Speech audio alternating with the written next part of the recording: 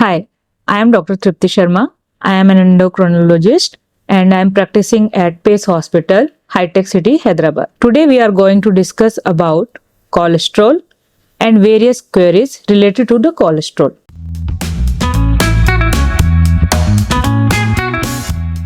Cholesterol is a lipid soluble waxy substance that is an important part of cell structure. So it helps in the formation of cell membrane.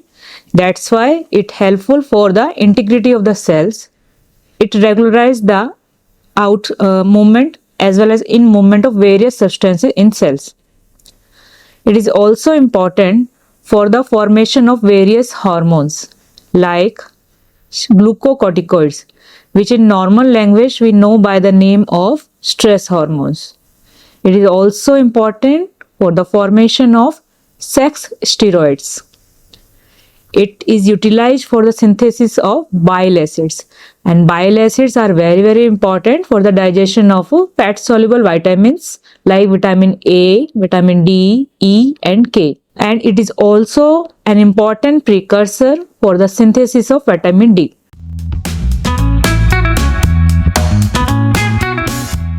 To answer this question, first we need to understand that cholesterol is a fat soluble substance. So it cannot travel in our blood because it is hydrophobic. That means it repels water. That's why to carry cholesterol in blood, it needs the help of various transporters. And these transporters are lipoproteins, means they are carrying lipids as well as proteins. So on the basis of various lipoprotein structures, this cholesterol can be of various type like it very low density lipoprotein, which we say as VLDL, low density lipoprotein, HDL, that is high density lipoprotein cholesterol. So on the basis of lipoprotein associated with cholesterol, we name cholesterol accordingly.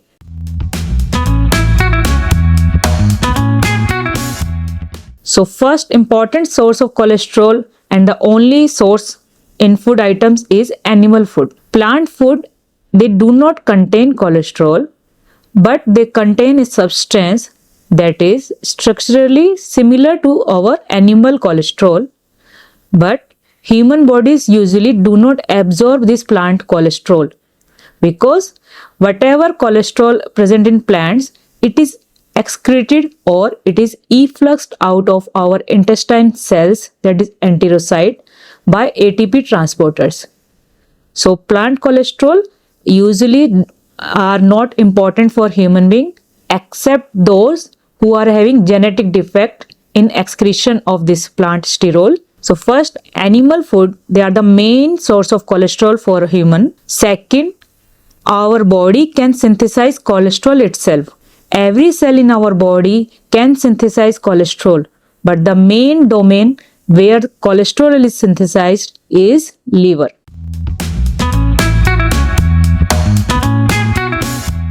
So our body has a very efficient system for the synthesis of cholesterol. It is said that actually we don't need cholesterol in our diet because we can synthesize it. So the main site where cholesterol is synthesized is liver. In liver, we get a raw material like acetate from a diet rich in fat, which we say as triglycerides, or diet rich in sugars, simple sugars. They actually enter in liver and they produce acetate.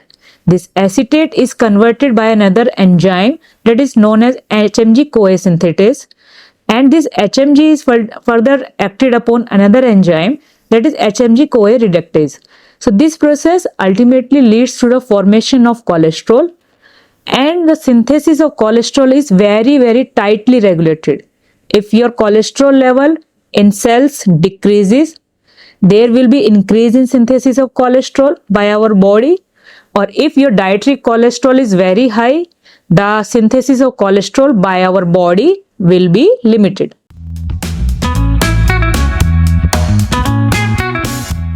So good cholesterol means that is good for health, it is good for heart.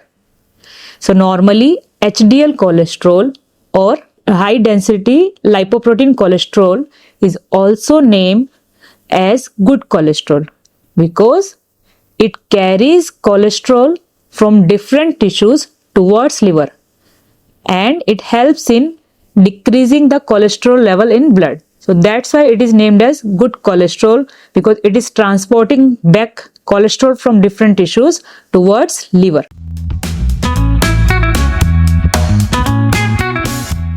So normally a low density lipoprotein or LDL is considered as bad cholesterol. First, because it carries the maximum amount of cholesterol in it. About 60 to 70% of cholesterol is carried by LDL. Second, it carries this cholesterol to different tissues.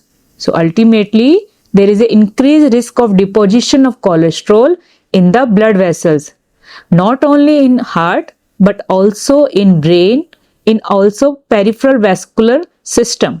So there is an increased risk of getting heart attack, of getting stroke and peripheral vascular insufficiency. That's why it is considered as a bad cholesterol.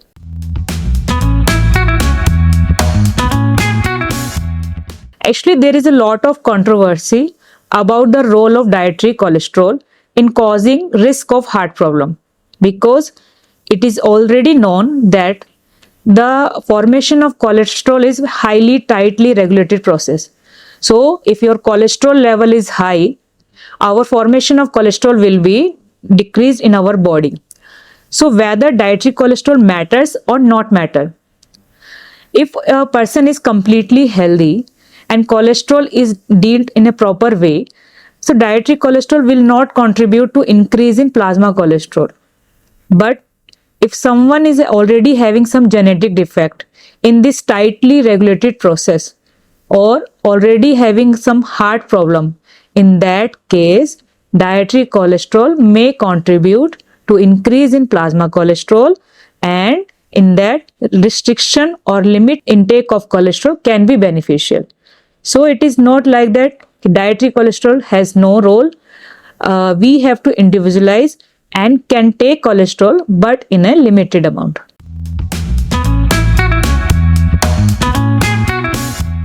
So normally if the plasma cholesterol level increases, this cholesterol can get deposited in multiple sites, especially in skin. So we can find the deposit of fat and cholesterol over the eyelid, which we know as xanthelasma. These fat deposits and cholesterol deposits can also be found over our various tendon. Tendon is a site where the muscle is inserted in a bone. So we can find these cholesterol deposits over the tendon. Similarly, the deposits of fat and cholesterol can be found in our palm.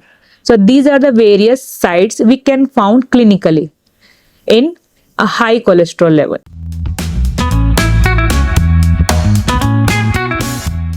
As we know that cholesterol level is highly regulated in our body, but if we have a bad lifestyle like poor physical activity, we are obese, high intake of simple sugars, high intake of fat, especially saturated fat, all these things, they increases the formation of cholesterol and they decreases the clearance of cholesterol from blood.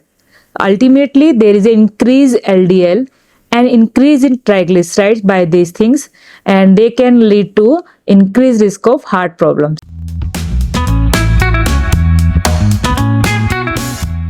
So first and most important is modification in your lifestyle. You should have a good physical activity and diet that should have a adequate amount of saturated fatty acid, polyunsaturated fatty acid and monounsaturated.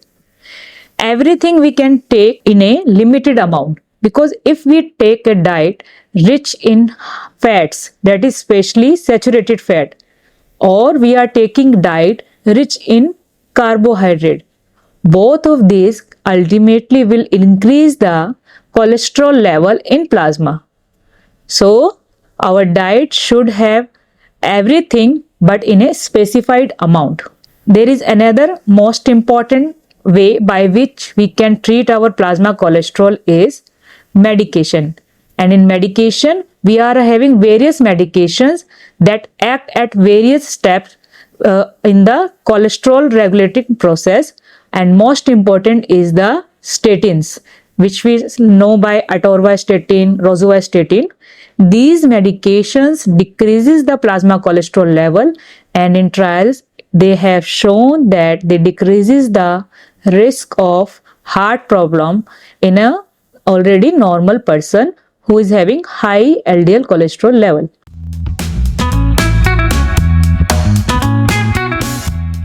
Good cholesterol means HDL cholesterol, because it carries and reverses the cholesterol back from different tissues towards the liver and decreases the level of cholesterol in blood. Actually, various trials have been done with various medications to increase the HDL cholesterol. But most of the trials, they have documented that despite increasing HDL cholesterol, there was not a significant decrease in reduction of heart problem. So as such, no medication is given to increase the HDL cholesterol, but it has been seen if we give medications to decrease the LDL cholesterol or triglycerides, they ultimately also cause increase in HDL cholesterol, and they have a proven role for decreased risk of heart disease. So directly we don't treat HDL cholesterol, we treat mainly the triglycerides and LDL cholesterol along with lifestyle modification.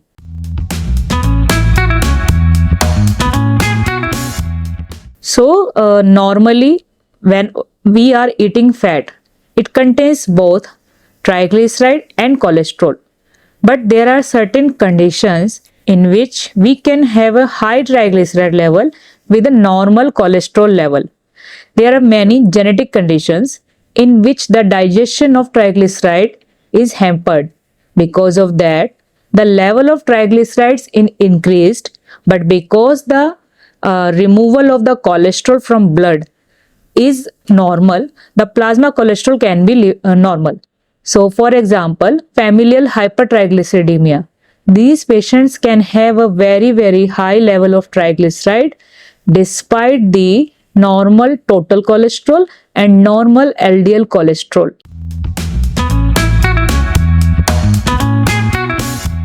So to understand that peanut is good or not, we should know what is the fatty acid composition of peanut. So peanut is actually a plant source for fat and oil, and its main constituent is monounsaturated fatty acids. About 40 to 50% peanut butter, it contains the MUFA. So it also contains some amount of saturated fatty acid as well as polyunsaturated fatty acids. So definitely the monounsaturated fatty acid or MUFA is good for health. It is a good source of energy also, and they decreases the risk of heart diseases by decreasing the level of LDL cholesterol. But it is a source of energy, and it also contains saturated fatty acid. We can take peanut butter, but not in excess. If it is taken in excess amount, it will cause in weight gain, and excess amount will also increase the proportion of saturated fatty acid, which when taken in excess amount are known to cause increased LDL cholesterol and increased risk of heart disease.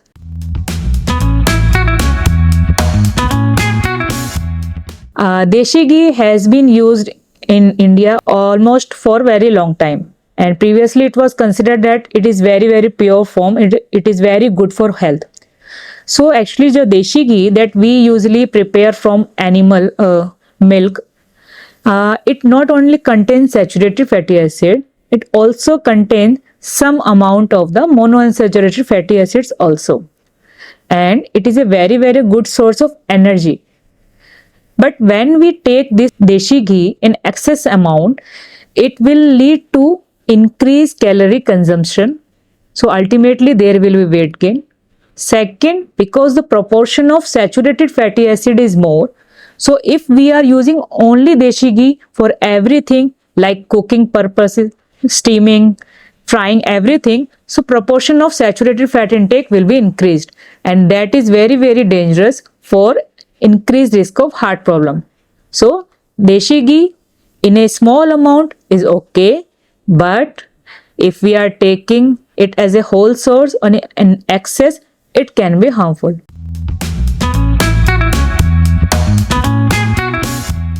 So normally there is a concept that alcohol is very good, little bit alcohol is okay. But we should know that alcohol is known to cause increases in triglyceride level, because alcohol is one of the raw component that goes to liver, and it helps in the synthesis of triglycerides, which we in normal language know by the name of fat. So intake of alcohol increases the risk of hypertriglyceridemia, and this hypertriglyceridemia, if it is excess along with the cholesterol, can increase the risk of heart problem also. So alcohol should not be taken in a person who is having high triglyceride level.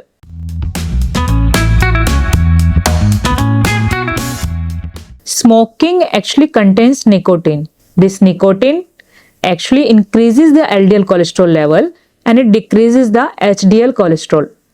It also increasing our sympathetic system activity. So increases blood pressure as well as the load over the heart.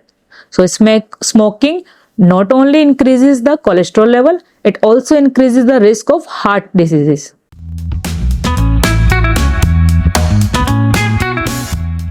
Mustard oil, it is prepared from mustard seeds, and it is a very very good source of MUFA and PUFA. Almost 50% composition of mustard oil is having monounsaturated fatty acids, and it contains about 20 to 30% PUFA. And it has been seen that in mustard oil, the ratio of omega-6 and omega-3 fatty acid is in appropriate amount. So it is a very very good source of fat and cholesterol in our diet. Second, it is less costly, and it is also seen that mustard oil contains some amount of good substances that are known to decrease risk of cancer. But there is one controversy, that though mustard oil is used frequently in India and in Asian countries, but it has been banned by FDA in US and Canada. So what is the reason of banning it outside India? Actually, some studies have shown that mustard oil, it contains some substance that is known as erucic acid.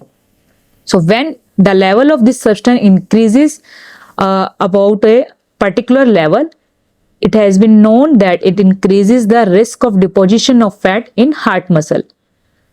That's why FDA has banned the use of mustard oil. But in India, the associations has approved the use of mustard oil, because it has been seen that if we are using mustard oil in a limited amount, the level of this erucic acid will not cross that level, and we can get a beneficial and good effects at a lower cost. So mustard oil is good for health, but anything in excess may be harmful.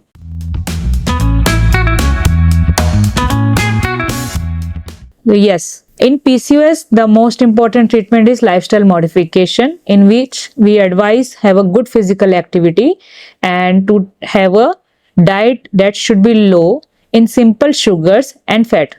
So ultimately, these type of modification will help in maintaining the good plasma cholesterol level also. Now regarding the medication. So one of the most common medication that we use in PCOD is the combination of estrogen and progesterone. So as we know that estrogen is very very good and affect over the cholesterol level. Estrogen decreases the LDL cholesterol, but as we get menopause, level of estrogen decreases, and the risk of heart problem in females is approximately equal to that of male. So when we use estrogen in pills, it usually has a same effect, but the another component that we use in pills is progesterone, and progesterone is prepared from various sources. So depending upon the source, progesterone can have a variable effect on lipid metabolism. There are some progesterones that can increase the plasma LDL cholesterol, and there are some progesterone that can have a neutral or better effect. So when we choose estrogen progesterone combination in PCOD, and if already the family history of diabetes or heart problem is there, we should choose the estrogen progesterone combination in a efficient and better way.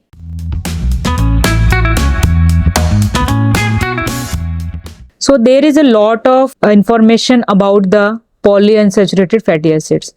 It is known that PUFAs, they are good for health, particularly for heart diseases. But there is lot of confusion also, because what type of PUFA is best, whether it is a omega-3 or omega-6. Normally the studies are more in favor of omega-3. So studies have shown that omega-3 fatty acids, that is more good for heart, because it decreases the plasma LDL cholesterol, as well as it decreases the synthesis of cholesterol in liver. But most of the studies that have used omega-3 or omega-6, they have not proven that their use decreases the risk of heart problems. Only 1 or 2 trials are available, and that too showed that the use of a particular omega-3 fatty acid in a particular amount was able to show a significant decrease in a heart problem in those who were already having heart disease. That means none of the trial has shown that use of these PUFAs decreases risk of heart disease in a normal person. So just if we are taking only polyunsaturated fatty acids, thinking that it can be beneficial for heart disease, it is not true. And second, there is also a role of ratio of omega-3 and omega-6. Studies have shown that those oils which are having a high ratio of omega-6 to omega-3, actually they are more dangerous, because omega-6 is also a raw material or precursor for the synthesis of echinocyoids, and they produce more inflammation. They increases risk of heart problems. So the ratio of omega-6 and omega-3 is also important, and in this respect mustard oil is very good. In mustard oil, the ratio of omega-6 to omega-3 is approximately 1 to 2. So that is considered good according to the studies and the evidence that is available till today. On the other hand, those oils who are having the ratio of omega-6 to omega-3 more than 10, they are not sure whether they are helpful or they can be dangerous. So just only taking PUFA is not the answer. We can take everything, whether it is a deshi ghee, it is a mustard oil, or it is a PUFAs and MUFAs, but we should take everything in a recommended amount, that our total intake of saturated fatty acid should not cross 10% of our daily calories. The total amount of fat should not cross about 30%, including PUFAs and MUFAs. We should restrict the amount of simple sugars and carbohydrates. We should have a good physical activity, and we can consume everything but in a limited amount.